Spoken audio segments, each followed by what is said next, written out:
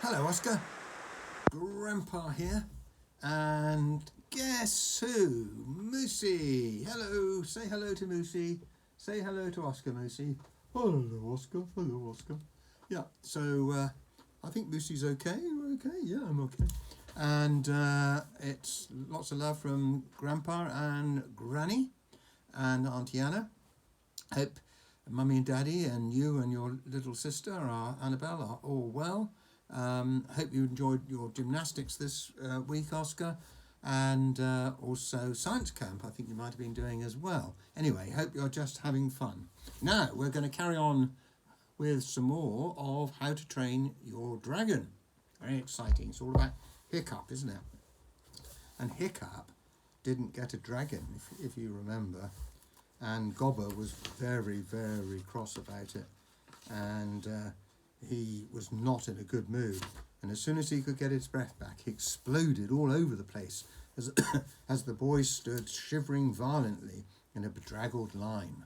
Never in 14 years have I come across such a load of hopeless barnacles as you lot, said Gobber. Which of you useless mollusks was responsible for waking up the dragons? I was, said Hiccup, which wasn't strictly true. Oh, that's brilliant, bellowed Gobber. Just brilliant. Our future leader shows off his magnificent leadership skills. At the tender age of 10.5, he does his best to annihilate himself and the rest of you in a simple military exercise. Snotlout sniggered. You find something amusing about that, Snotlout? Asked Gobber with dangerous softness. Everybody is on limpet rations for the next 3 weeks. Limpets. Ooh, Oscar, that would be horrible, wouldn't it? The boys groaned. Smart work, Hiccup, sneered Snotlout. I can't wait to see you in action on the battlefield. Silence, yelled Gobber. This is your initiation, not a day out in the country. Silence, or you'll be lunching on lugworms for the rest of your lives. Ooh, can you imagine that, Oscar? Now, continued Gobber more calmly, although that was an absolute mess, it wasn't a total disaster. I presume that you do all have a dragon after that fiasco. Yes, chorused the boys. Fishlegs took a sideways glance at Hiccup, who was staring straight ahead.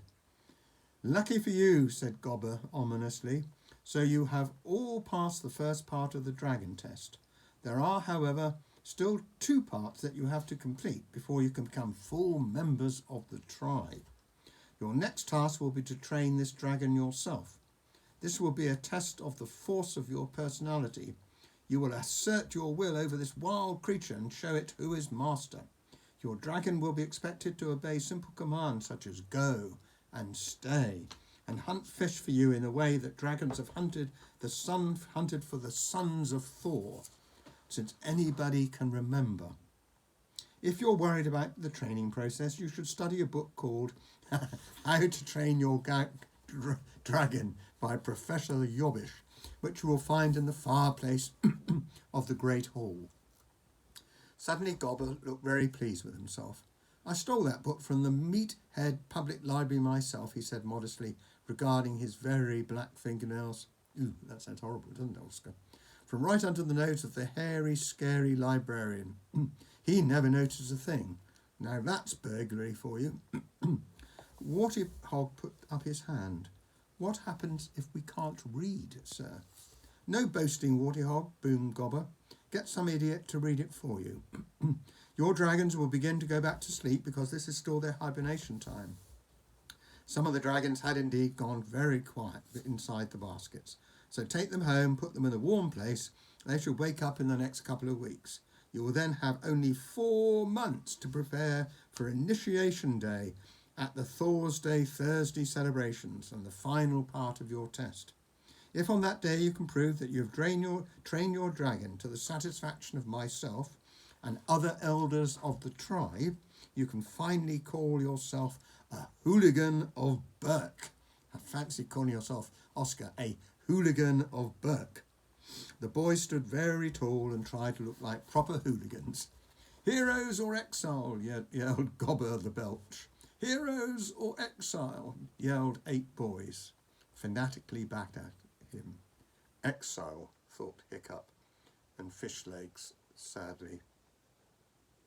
I hate being a Viking, panted Fishlegs to Hiccup as they stumbled back through the bracken to the hooligan village. You didn't really walk on the island of Berk. You waded through heather or bracken or mud or snow that clung onto your legs and made them difficult to lift. It was the sort of country where the sea and the land were always falling into one another and getting mixed up.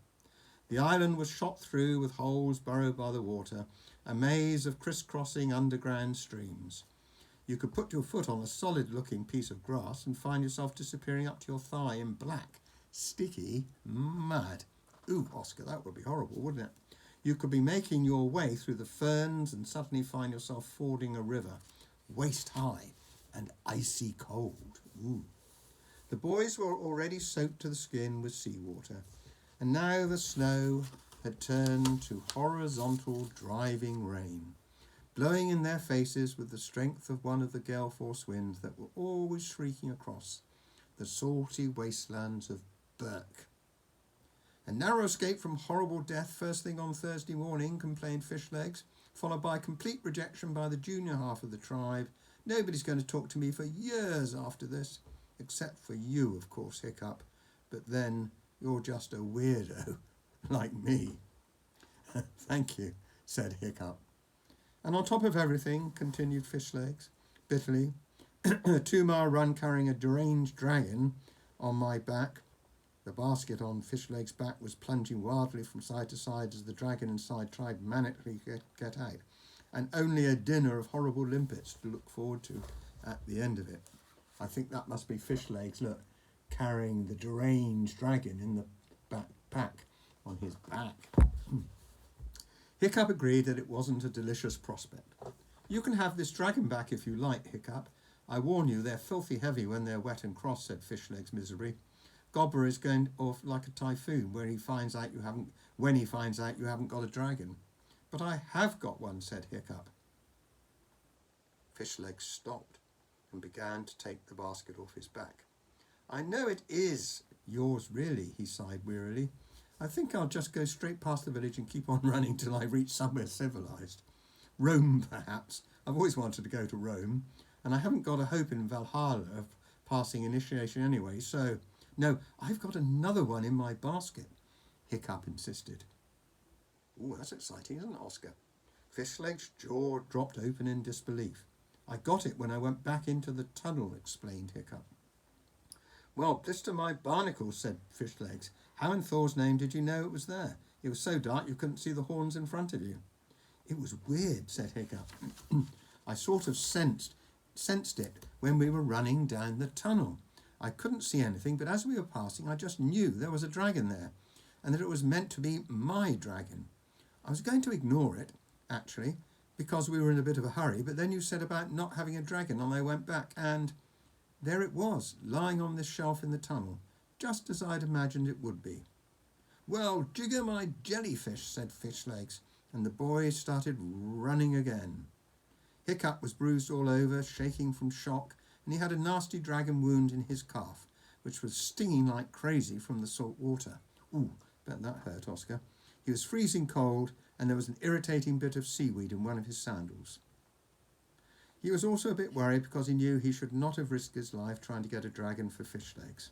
This was not the act of a Viking hero. A Viking hero would know not to intervene between Fishlegs and his fate. On the other hand, Hiccup had been worrying about dragon catching day for longer than he could remember. He had been sure he would be the only one to come back without a dragon, and shame, embarrassment and awful exile would follow. And now here he was, a Viking warrior with a dragon. So on the whole, he was feeling fairly pleased with himself. Things were looking up. You know, Hiccup, said Fishlegs a little later, as the wooden fortifications of the village appeared on the horizon. That sounds like fate, you sensing the dragon was there like that. This could be meant to be. You could have some sort of wonder dragon in there, something that makes a monstrous nightmare look like a flying frog. You are the son and heir of Chief Stoik, after all, and it's about time fate came in with a sign about your destiny. The boys stopped, puffing with exhaustion. Oh, I'm sure it's just a common old garden that wandered away from the rest, said Hiccup, trying to sound careless, but unable to keep the excitement out of his voice. He could have something marvellous in there. Maybe old Wrinkly was right. Old Wrinkly was Hiccup's grandfather on his mother's side. He had taken up soothsaying in his old age, and he kept on telling Hiccup how he had looked into the future and that Hiccup was destined for great things. I think that's great, Oscar. Do you think you're destined for great things? I think so. Granny and Grandpa think you are. This amazing dragon could be the beginning of his transformation from ordinary old Hiccup, who wasn't particularly good at anything, into a hero of the future. Hiccup took the basket off his back and paused before opening it. It's still very still, isn't it? Said Fishlegs, suddenly less certain of the fate theory. I mean, it isn't moving at all in there. Are you sure it's alive? It's just very deeply asleep, said Hiccup. It was stone cold when I picked it up. Suddenly he had a strong feeling that the guards were on his side. He knew that this dragon was alive. With trembling fingers, Hiccup undid the latch, took off the lid and peered in. Fishlegs joined him. Things weren't looking so good anymore. There, curled up, fast asleep in the bottom of the basket, in a tangled dragon knot, lay perhaps the most common or garden dragon Hiccup had ever seen. The most extraordinary thing about this dragon was how small it was. Look, there it is, all tucked up in the basket. Terribly tiny. That's so sweet. Absolutely. The only extraordinary thing about this dragon was how extraordinarily small it was. In this, it was truly extraordinary. Most dragons that the Vikings used for hunting purposes were about the size of a Labrador dog. The adolescent dragons the boys were collecting weren't quite that big, but they were nearly full grown. This dragon was more comparable to a West Highland Terrier. They're tiny little dogs, Oscar. Hiccup couldn't think how he had overlooked this when he picked the dragon up in the tunnel. He supposed miserably that it was rather a pressured moment, what with 3,000 dragons trying to kill him at the time. And dragons in a deep sleep coma do tend to weigh more than they do when they're awake.